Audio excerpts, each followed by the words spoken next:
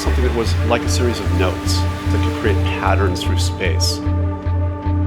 Those pieces kind of grew into a visual work, a sculptural work, a filmic work.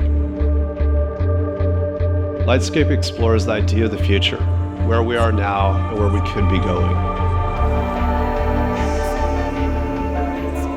It started actually with the song cycle. I wrote a series of vocal pieces that were really kind of touching on the idea of what's in front of us.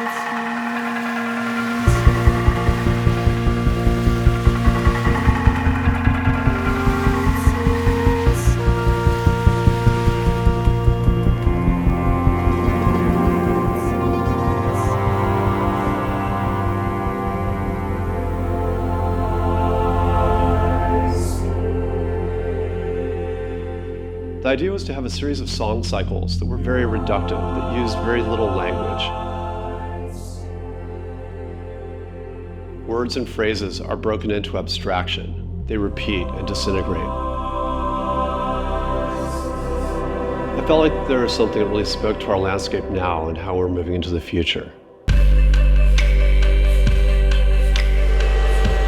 It was like a kind of fever dream, a hallucination, where there's this constant sense of continuous movement.